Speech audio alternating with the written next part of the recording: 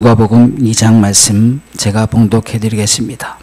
8절부터 14절까지 제가 말씀 받들어 읽겠습니다.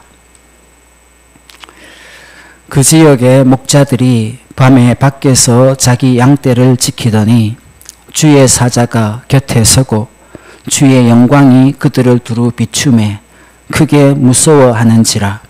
천사가 이르되 무서워하지 말라. 보라, 내가 온 백성에게 미칠 큰 기쁨의 좋은 소식을 너희에게 전하노라.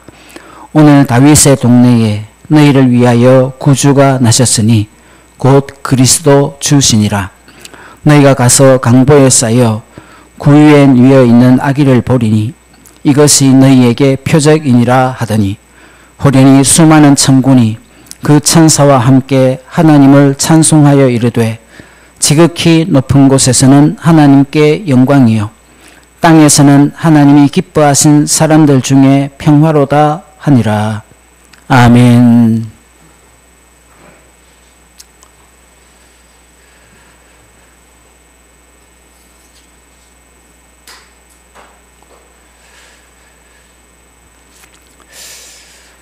소식을 접해서 우리가 다 알고 있는 것처럼 백신 접종은 이렇게 우리가 참 비율이 많이 높아졌습니다. 그래서 이 백신 접종 비율이 높아지면서 기억하시겠지만 지난 11월 1일부터 단계적 일상회복, 그렇게 새롭게 시작을 했습니다. 아마 기억을 되짚어보면 이 단계적 일상회복을 시작할 때 그때만 해도 물론 일각에서는 여전히 우려가 계속 걱정스럽다, 우려가 된다 하는 소리가 있기는 했지만, 그래도 대부분 우리가 기대를 가진 것이 이렇게 해서 이제 이 코로나19 위기를 우리가 극복하고 넘어갈 수 있겠구나, 이렇게 생각을 한 것도 사실입니다.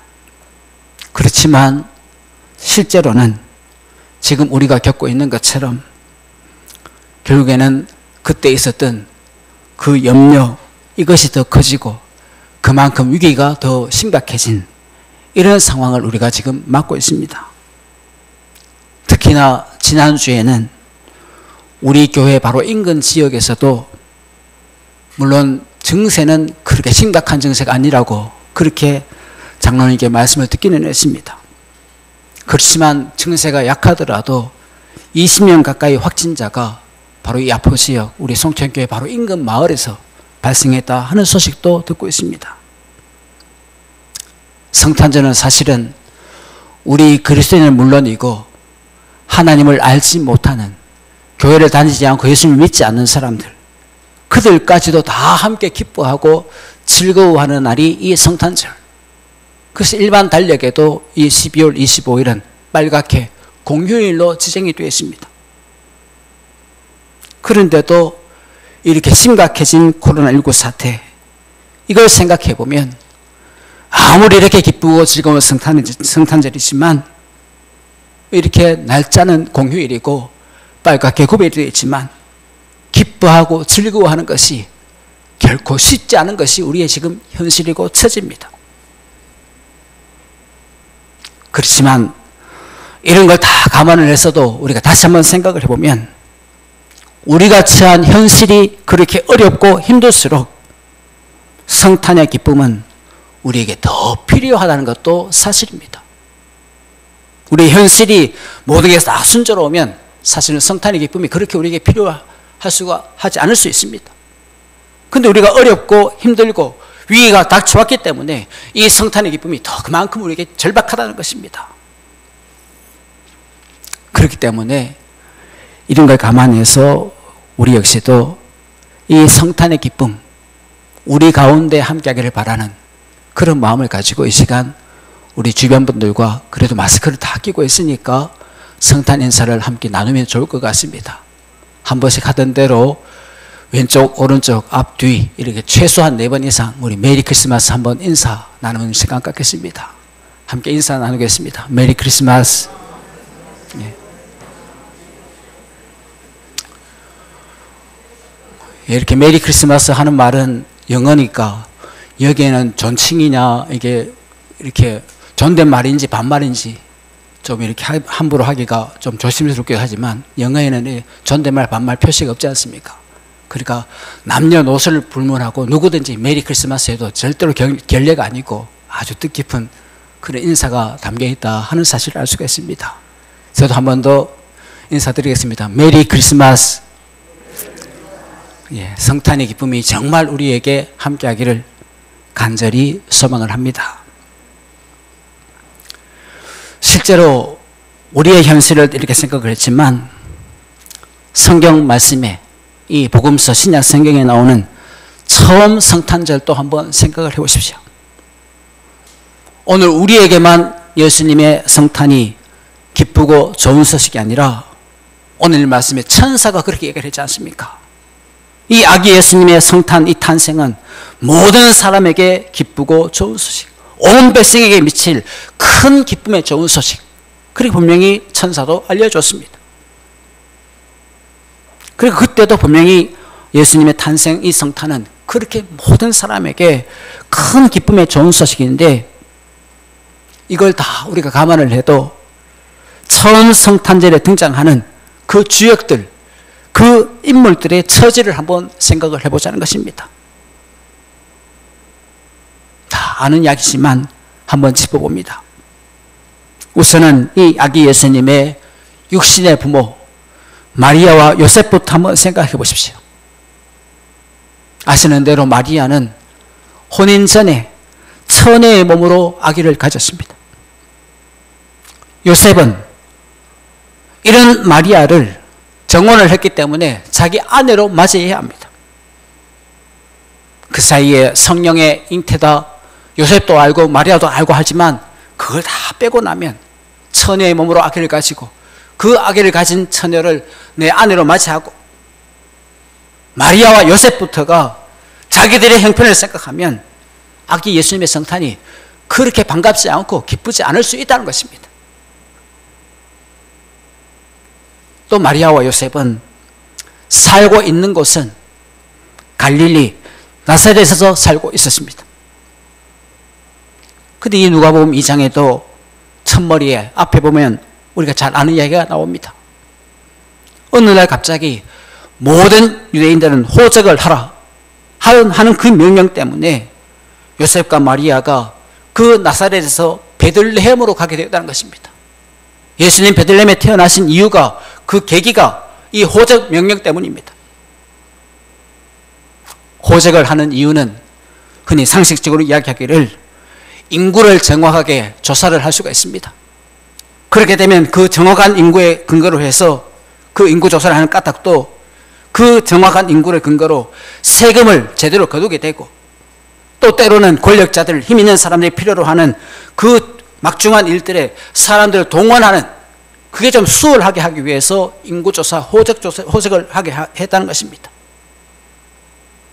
결코 호적하는 사람들 그들에게 무슨 이익이 있고 유익하고 한 것이 아니라 명령하는 사람들 자기들의 실속을 위해서 백성들에게 호적을 하라 했으니까 이 호적하는 것도 결코 기쁜 일이 아니더라는 것입니다. 이 호적 때문에 앞으로 자기들이 감당해야 할 더 많은 세금, 더 많은 노동 이걸 생각하면 사실은 이 호적하는 것도 그만큼 부담스러울 수밖에 없는 일입니다. 근데 또 이 호적을 하라고 명령을 내리는 사람이 누굽니까? 아시는 대로 로마의 황제가 이 명령을 내립니다. 마리아와 요셉, 로마 황제의 명령을 따라야 했던 이유가 아시는 것처럼 이 당시에 이스라엘은 주권을 잃어버렸습니다. 로마 제국의 식민지였습니다.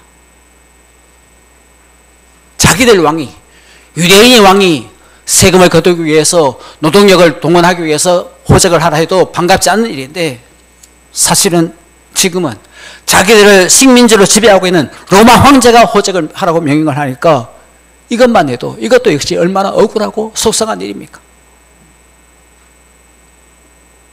한 가지만 더 생각해 보면 이 요셉과 마리아가 살고 있는 나사렛에서 베들레헴까지는 한 번씩 말씀드린 것처럼 이스라엘 지도를 보면 쭉 좌로 직선으로 그어도 비율을 따지면 100km가 넘는 그런 거리입니다. 근데 길은 그렇게 직선으로 자로 줄을 긋는 것처럼 그렇게 만들 수가 없지 않습니까? 이렇게 길을 만들다 보면 꾸불꾸불 할 수밖에 없습니다. 물론 요즘이야 이 정도 거리라 하더라도 자동차로 아마 2시간이면 얼마든지 도착할 수 있는 그런 거리가 맞습니다. 근데 그 당시에는 어떻겠습니까? 나사렛에서 베들레헴까지 가기 위해서는 직선으로 100km니까 그렇게 꾸불꾸불 하면 몇 날 며칠을 가야 하는 그렇게 먼 길입니다. 더구나 아기 예수님을 잉태한 마리아는 해산을 앞두고 있기 때문에 그만큼 베들레헴 가는 길이 험하고 고달픈 힘든 일입니다. 이렇게 처음 성경에 나오는 처음 성탄의 주역들, 그들은 이 성탄을 참 피곤하고 힘들고 어렵고 고달픈 그런 가운데 이 처음 성탄을 맞이하고 있다는 것입니다. 그렇게 억지로 어떻게 해서 베들레헴에 도착을 하지만 아시는 대로 베들레헴에서도 거기 도착해서도 어려움은 끊이지 않지 않습니까? 숙소를 찾는데 아무도 소적을 하는 사람이 다 동시에 움직이니까 어디든지 이렇게 숙소를 찾는 것이 어렵고 이 베들레헴도 마찬가지였습니다. 아무도 이들을 받아주지 않았습니다. 그래서 결국 찾은 곳이 아기 예수님이 구유에 누웠다고 그렇게 우리가 말씀에서 보는 것처럼 구유를 찾았습니다. 구유는 가축, 짐승의 밥그릇입니다. 구유가 있는 곳, 가축의 짐승이 그 밥그릇이 있는 곳이니까 거기는 마구간이고 축사입니다. 마리아는 바로 그 축사에서 마구간에서 해산을 하고 아기 예수님은 그 짐승의 밥그릇, 그 구유에 누게 된 것입니다. 다 아는 사실이니까 그려내 할 수 있지만 조금만 생각해 보면 이것도 얼마나 딱한 사정이냐 하는 이야기입니다. 이렇게 고달프고 또 힘들고 사정도 딱하고 그런 가운데도 물론 이 처음 성탄절 아기 예수님을 찾아와서 경배하는 사람들이 오늘 말씀에도 등장을 합니다. 양을 치는 목자들이 그 아기 예수님을 찾아와서 경배를 했습니다. 근데 시점을 보십시오. 이 목자들은 남들은 다 잠을 자고 있는 그 밤중에 그때도 잠을 쫓아가면서 자기들이 돌봐야 양이 있었습니다. 양을 지켜야 했다는 것입니다. 이 하나만 봐도 이들 역시도 얼마나 고달픈 삶을 살고 있는가 하는 사실을 우리가 짐작할 수 있지 않습니까? 그래서 성경에 나오는 이 처음 성탄절 형편을 가지고 이야기해도 처절을 가지고 이야기해도 무엇 하나 기뻐하기 어려운 형편이고 무엇 하나 기뻐하기 힘든 그런 처지뿐이었던 것입니다. 이런 가운데 아기 예수님 탄생을 하십니다. 근데 천사가 하는 말이 이런 가운데 탄생하신 예수님을 가리켜서 온 백성에게 미칠 큰 기쁨의 좋은 소식, 천사가 이렇게 이야기했습니다. 현실이 어렵고 현실이 고달플수록 성탄은 기쁜 소식이고 또 그렇게 기쁜 소식이 되어야 마땅하다고 천사가 그 소식을 알려주고 있는 것입니다. 사실 우리는 삶이 어렵고 힘들면 무슨 천재개벽이나 아니면 놀라운 기적이나 그야말로 힘든 삶을 바꿀 수 있는 아주 급격한 변화가 일어나기를 바라는 그런 마음이 한 번씩 생깁니다. 또 성경을 봐도 하나님의 심판을 우리가 당장에 생각해 보면 하나님의 심판은 예고는 오래전부터 하지만 실제로 일어난 심판은 아주 갑작스럽고 순식간에 일어나는 그런 경우가 많습니다. 우리가 잘 아는 노아 때의 홍수 심판을 생각해 보십시오. 최근에도 오후 예배 때 노아의 행적을 우리가 살펴봤지 않습니까? 심판을 내리기 전까지는 노아가 100년 동안 방주를 만들었으니까 하나님은 사람의 죄에 대해서 그렇게 100년 이상을 기다려 주셨습니다. 그런데 그 기다림이 통하지 않을 때는 심판을 하실 때는 불과 40일 한 달 열흘 만에 이 세상 모든 생명을 다 멸망하시는, 그렇게 순식간에 갑자기 찾아오는 것이 하나님의 심판입니다. 또 우리가 잘 아는 소돔과 고모라도 알지 않습니까? 이 소돔과 고모라가 있던 곳이 지금으로 이야기하면 그 중동 지방에 있는 사해 바다가 바로 소돔과 고모라 지역이라고 그렇게 전해지고 있습니다. 소돔과 고모라는 아주 화려하고 모든 것이 다 갖추어진 그런 도시였지만 우리에게 들려오는 그 인상은 그만큼 죄악이 많은 곳, 이렇게 들려오지 않습니까? 그래서 하나님은 참다 그 소돔과 고모라에 대해서 유황불을 때려서 하루아침에 그 화려한 도시가 죽음의 바다 사해로 바뀌게 만드셨습니다. 이 두 사건만 보더라도 하나님의 심판이 얼마나 갑작스러운지, 얼마나 순식간에 일어나는지 분명히 알 수가 있습니다. 이것은 성경 말씀에 나오는 그 심판만 그런 것이 아니라 지금 우리가 겪고 있는 이 코로나19 사태도 다 아시겠지만 일부러 몇 가지 통계 숫자를 한번 찾아봤습니다. 이 숫자만 보면 홍수 심판 때나 소돔과 고모라 멸망 때나 참 닮은 면이 많다는 것입니다. 코로나19가 이 지구촌에 처음 등장한 것이 아시는 대로 2019년 12월 31일 중국에서 발생이 되었습니다. 12월 31일 하면 아직도 만으로는 2년이 채 안 됐습니다. 다음 주중에 가야 31일이 돼야 2년이 됩니다. 이 2년도 채 되지 않은 이 사이에 이 코로나19는 팬데믹 하는 말을 씁니다. 세계적으로 대유행이 되는 그런 감염병이라 하는 이야기입니다. 그 숫자를 찾아보니까 어제까지 지구촌 전체에서 코로나19 이 감염에 걸린 확진자가 2억 7,500만 명이 넘는다, 그렇게 통계가 나와 있습니다. 그 중에 제일 확진자가 많은 나라가 미국인데 그 확진자 숫자가 5,100만 명이 넘는다고 합니다. 우리나라 인구를 5천만 하지 않습니까? 그게 좀 더 될 텐데 우리나라 인구만큼의 그 사람이 미국에서는 코로나19에 감염되었다 하는 말입니다.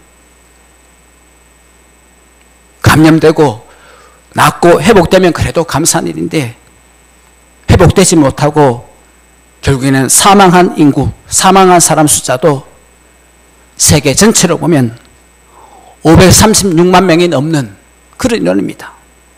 근 540만 명에 육박하는 그런 것으로 전해지고 있습니다. 이것도 좀 실감나게 비교를 하면 대구 경북 인구를 합치면 500만 명이 좀 넘습니다.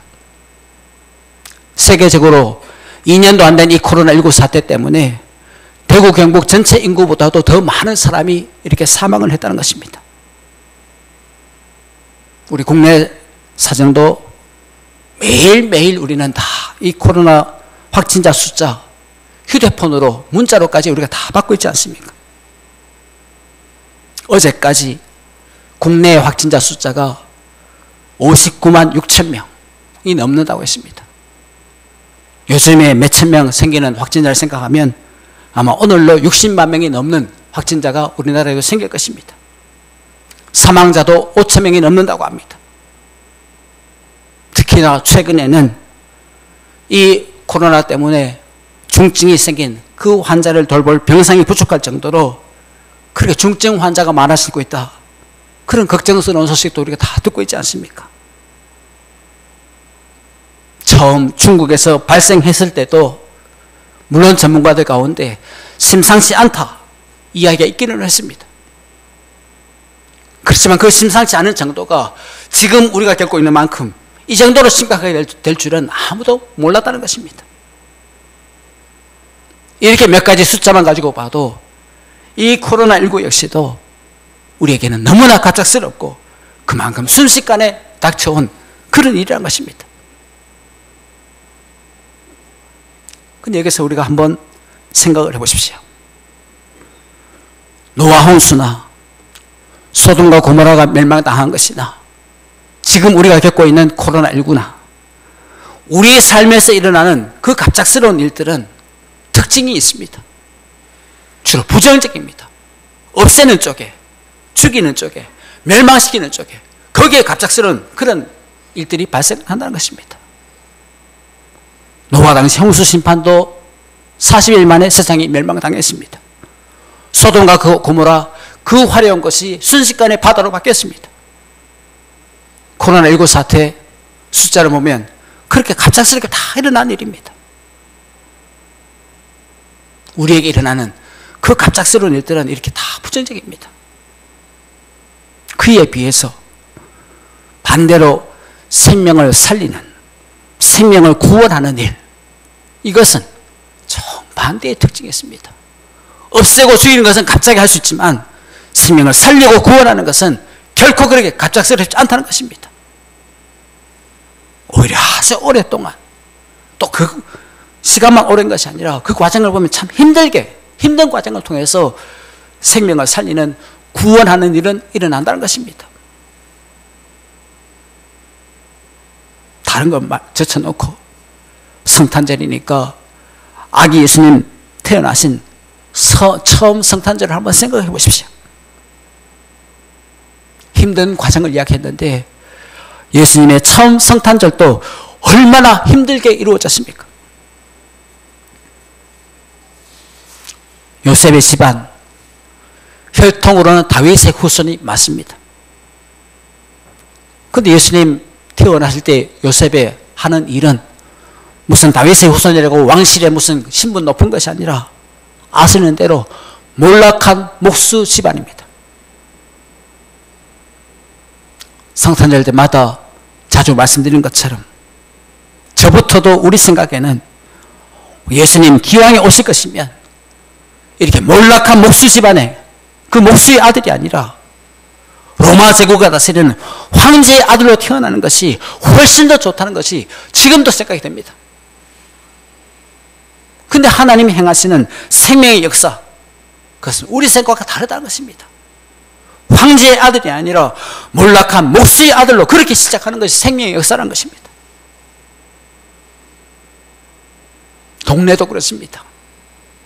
베들레헴은 오늘 교동문중에도 나오지 않습니까? 지극히 작은 곳이라고. 그야말로 지도에서 찾기 어려운 작은 시골 마을이 베들레헴입니다. 우리가 원하는 대로 하자면 예수님은 이 작은 시골 마을 베들레헴 그 촌동네가 아니라 예루살렘처럼 로마처럼 그렇게 크고 화려하고 웅장한 그 도시에 태어나는 것이 훨씬 더 좋을 것 같습니다. 그런데 하나님 행하시는 구원의 역사는 그렇지 않다는 것입니다. 우리는 예루살렘이 더 좋고 로마에 태어나야 그래야 더 구원의 역사를 이룰 것처럼 보이지만 하나님 행하시는 구원의 역사는 그렇게 큰 도시, 화려한 도시, 웅장한 도시가 아니라 베들레헴 그 작은 시골 마을에서 시작이 되었습니다. 축사, 마구간, 구유, 이것도 우리가 볼 때는 정말 말이 되지 않습니다. 기왕의 생명을 살리는 구원을 하는 일이라면 우리 생각에는 그렇게 축사, 구유가 아니라 당연히 모든 것이 다 갖춰진 왕국에서 시작되어야 마땅할 것 같습니다. 그런데 실제로 하나님 행하시는 그 구원의 역사, 생명의 역사는 그런 왕궁이 아니라 사람 머무는 것 고사하고 갖추게 지내는 축사의 구유에서 시작되었다는 것입니다. 물론 경배하는 사람들 있다 있습니다.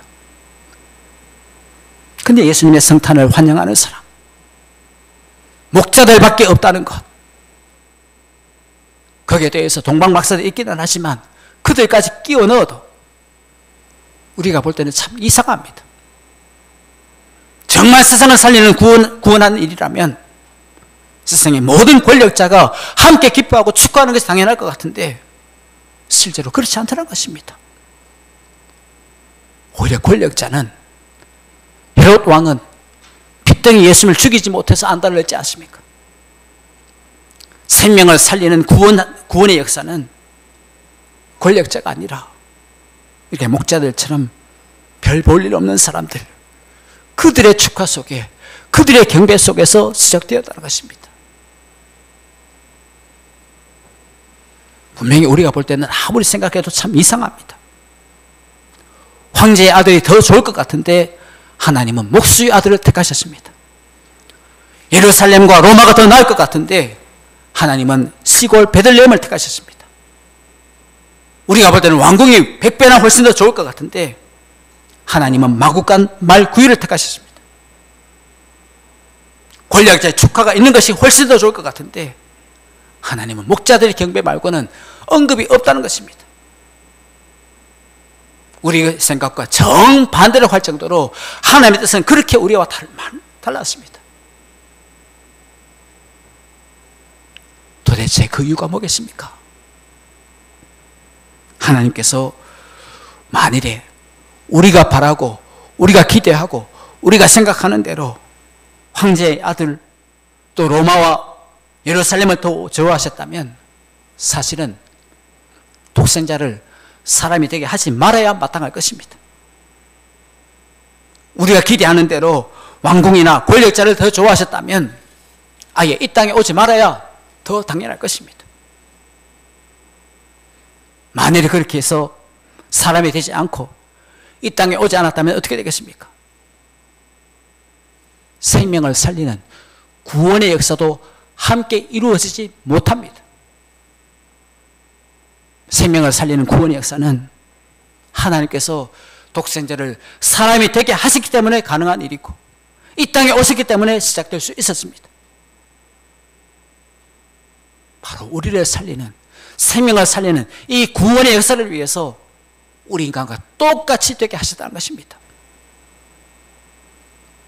그렇기 때문에 예수님은 우리 생각대로 황제의 아들이 아니라 가난한 목수의 아들로 오신 것이고 또 그렇게 베들레헴에 있는 축사의 구유에서 목자들의 경배를 받으면서 그렇게 오셨다는 것입니다. 그렇게 해야 생명을 살리는 구원의 역사가 가능하다는 것입니다. 마지막으로 14절을 보면 우리가 성탄절 때마다 참 자주 접하는 그 처음 성탄에 대해서 천군과 천사들이 하나님을 찬양하는 그 말씀이 거기에 나와 있습니다. 지극히 높은 곳에서는 하나님께 영광이요 땅에서는 하나님이 기뻐하신 사람들 중에 평화로다. 여기서 이야기하는 영광과 평화 하는 말을 한번 생각해 보십시오. 먼저 하나님께 영광하는 말부터 생각하면 우리는 하나님께 영광을 돌린다 하면 참 거룩한 것, 좋은 것, 귀한 것부터 생각을 합니다. 사람들 중에 평화할 때도 마찬가지입니다. 이 자리는 우리를 포함해서 세상 어느 누구도 평화를 싫어하는 사람 찾아볼 수가 없습니다. 그런데도 우리 인간의 역사를 보면 그렇게 평화를 좋아하는 우리 사람인데 우리 인간 사이에 갈등이, 분쟁이 끊이지 않았지 않습니까? 근데 이 14절 말씀을 보면 천군 천사들은 그렇게 거룩한 것, 좋은 것, 귀한 것 그걸 본 것이 아니라 마구간 구유에 누인 아기 예수님을 보고 하나님께 영광, 사람들 중에 평화도 그 아기 예수님을 보고 사람들 중에 평화, 이렇게 찬양을 했습니다. 생명을 살리는 구원의 역사, 이렇게 베들레헴에서부터 구유에서부터 그렇게 조용하게 시작이 되었습니다. 물론 예수님 행적을 보면 태어나시고도 공생애까지 또 30년의 시간이 지나야 그래야 구원의 역사가 시작이 됩니다. 실제로 12절 말씀을 보십시오.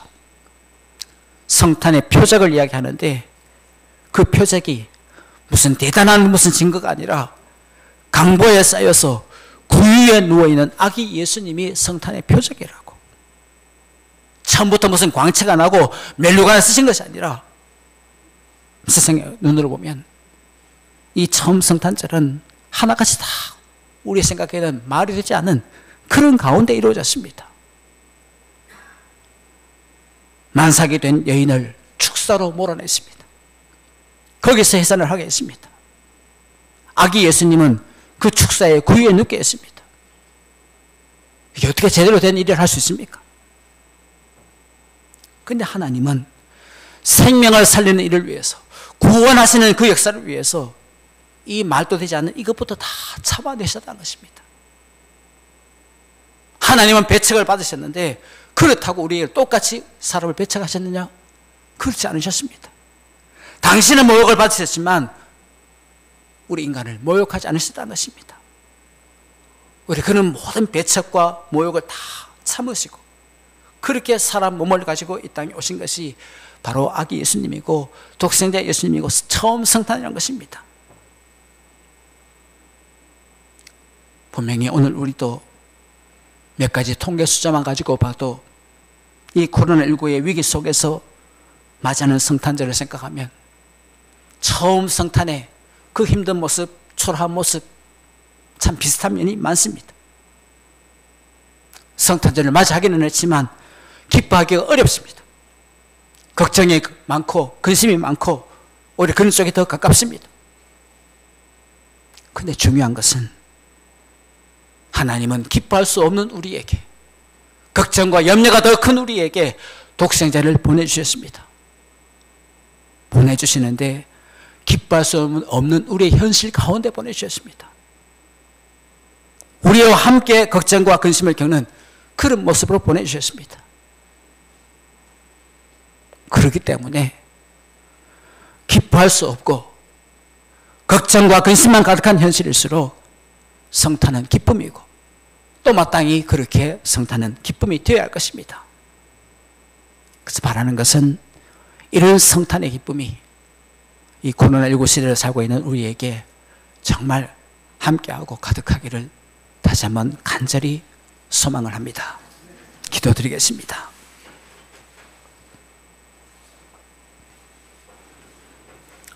저희를 사랑하셔서 독생자까지 아끼지 않으시고 이 땅에 보내주신 하나님, 그 사랑과 은혜가 더 크게 다가오는 이 성탄절을 맞이하여 저희가 더욱 감사한 마음으로 주님 앞에 머리 숙여 예배합니다.